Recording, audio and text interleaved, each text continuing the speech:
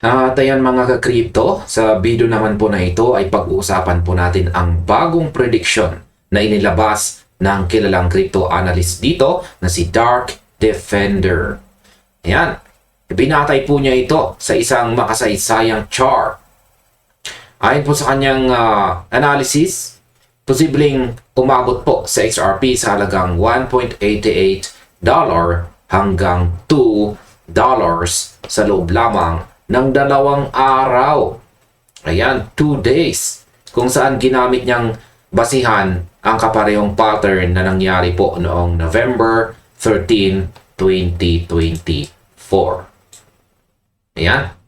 Nga lang at hindi po siya nagbahagi ng chart dito. Matatandaan po na si XRP ay nagsimula ng isang malaking 500% surge noong nakalipas na taong 2024. At ang kasalukuyang prediction ay nagsasabi na may katulad na galaw na muling nabubuo sa market. Kaya para po sa akin, ang ganitong uri ng pagsusuri ay nagbibigay po ng inspirasyon sa atin bilang mga investors. Ngunit mahalaga ring tandaan na ang bawat yugto sa market ay may sariling kwento at konteksto na humuhubog sa magiging takbo ng presyo. At ngayon ay ano nga ba ang tunay na nag-udyok sa biglang paggalaw ng buong market?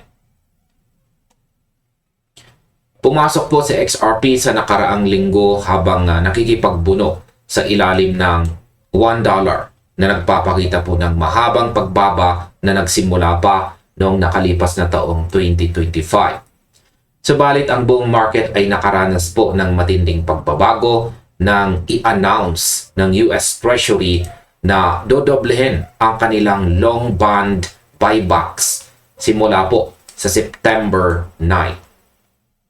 Ang balitang ito ay nagpadala ng matinding sigla kay Bitcoin at agad ding sumunod ang iba pang mga digital asset kung saan si XRP ay nagpakita pa ng mas mabilis na pag-angat kaysa sa iba. Kaysa sa iba sa mga sumunod na araw. Bago pa man humupa ang usap-usapan, ang presyo po ay umabot sa $1.68.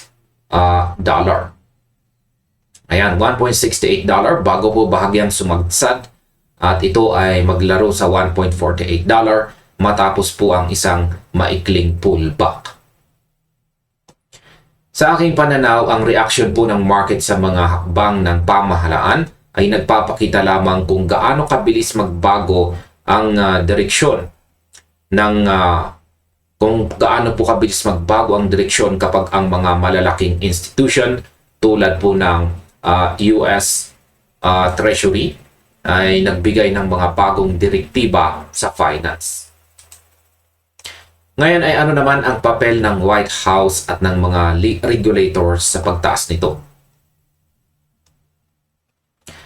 Ilang oras lamang po matapos ang announcement ng Treasury, nagdaos po si Pangulong Donald Trump ng isang pagpupulong sa White House kasama ang mga pangunahing opisyal at leader ng industriya. Dumalo po rito sina CEO, Ripple CEO Brad Garlinghouse, Coinbase CEO Brian Armstrong at mga kinatawan ng Robinhood. Kasama po sina SEC Chairman Paul Atkins at saka CFTC Chair Michael Saylor. Kasabay nito naglabas din ang SEC ng bagong regulatory structure.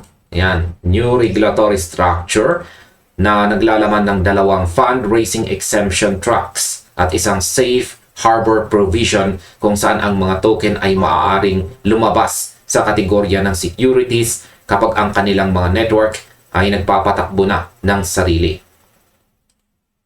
Idinagdag pa ng CFTC,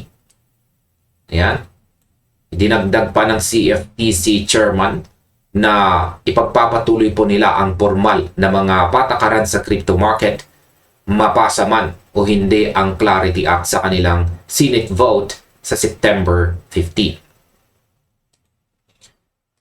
At para po sa aking opinyon, ang sunod-sunod na kaganapang ito sa Washington ay patunay na ang mga opisyal na patakaran ay unti-unti nang nagiging mas malinaw na siyang paborableng balita para sa pangmatagalang kalusugan ng buong industriya.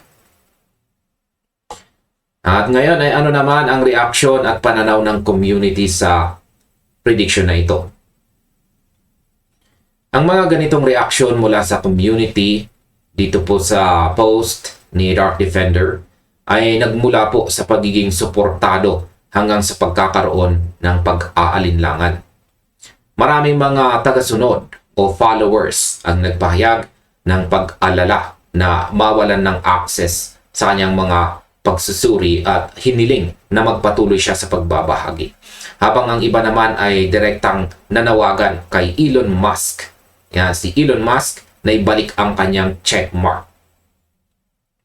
Mayroon din mga investors na nanatiling matyaga na binanggit na 3 taon na silang naghihintay ngunit kontento pa rin sila sa pag-iingat ng kanilang mga asset.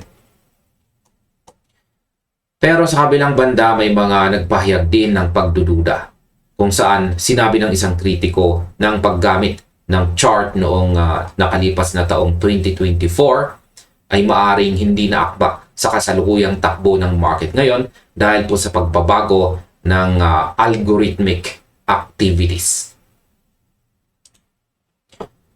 At ayan sa kabuuan mga ka-crypto, naniniwala po ako na ang pagkakaroon ng iba't ibang opinyon ay bahagi po ng masiglang kalakaran dito sa mundo ng crypto. Ang pagtitimbang sa mga technical na prediction at sa mga aktual na balita sa ekonomiya ang siyang pinakamahusay na paraan upang maging handa po tayo sa bawat galaw ng market ngayong taong ito. Taong 2026. At ayan, basahin po natin ang aktual na post ni Dark Defender dito.